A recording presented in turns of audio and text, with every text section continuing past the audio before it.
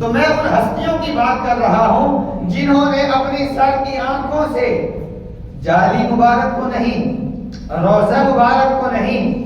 مدینہ طیبہ کی گلیوں کو نہیں، بلکہ ان گلیوں کو جس وجہ سے عزت حاصل ہے، ان جالیوں کو جس وجہ سے عزت حاصل ہے، اس روضہ اقدس کو جس وجہ سے عزت حاصل ہے، وہ محبوب دعوت پیارے رب تعالیٰ کے پیارے محبوب علیہ السلام کو خود ان کا چہرہ دیکھا ہے ان آنکھوں سے۔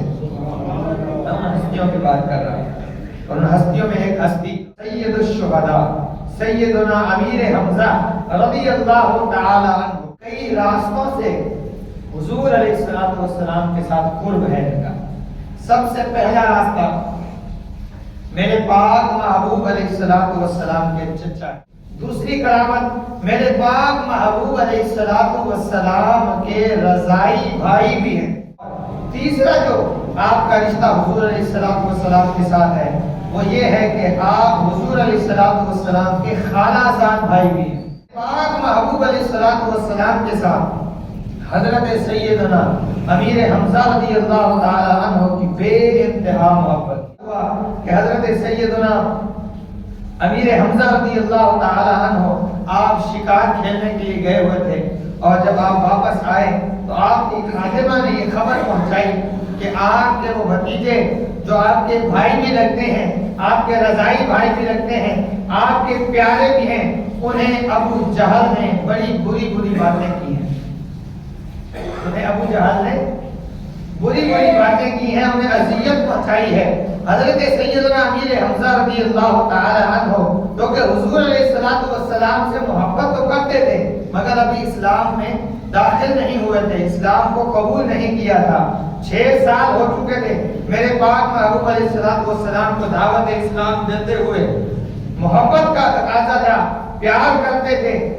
اپنائیت تھی، احترام کرتے تھے، مگر اسلام کو قبول نہیں کیا تھا۔ جب یہ بات سنی کہ ابو جہل نے نبی پاک صلی اللہ علیہ وآلہ وسلم کے ساتھ برا سلوک کیا ہے تو آپ نے وہ جو شکار کھیلنے کے لیے کمان، آپ تیر اور کمان لے کر گئے تھے، وہ کمان بھی آپ اپنے ساتھ لے کر ابو جہل کے دروازے پر پہنچے۔ سیدنا امیر حمزہ رضی اللہ تعالی عنہ نے اپنی کمان سے اس کا سر پھوڑ دیا۔ ابھی اسلام قبول نہیں کیا تھا، وہاں برملا کہہ دیا، جوش محبت میں کہہ دیا،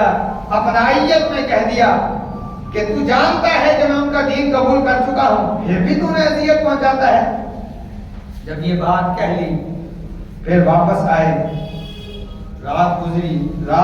ساری رات حضرت سیدنا امیر حمزہ سوئے نہیں کہ یہ میں نے کیا کہہ دیا،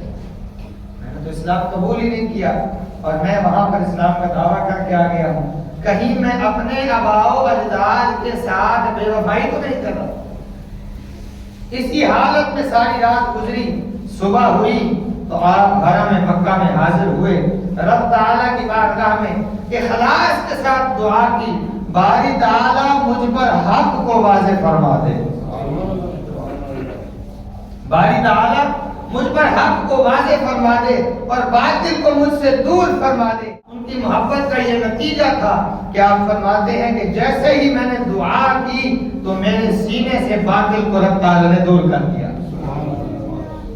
اور حق مجھ پر واضح ہو گیا، شرح صدر مجھے حاصل ہو گئی، میں سیدھا بارگاہ رسالت میں آپ صلی اللہ علیہ وآلہ وسلم میں حاضر ہوا، ساری آپ بیتی سنائی۔ میرے پاک محبوب علیہ السلام نے شاید فرمایا تو اے میرے پیارے کلمہ کیوں نہیں پڑھ لیتے؟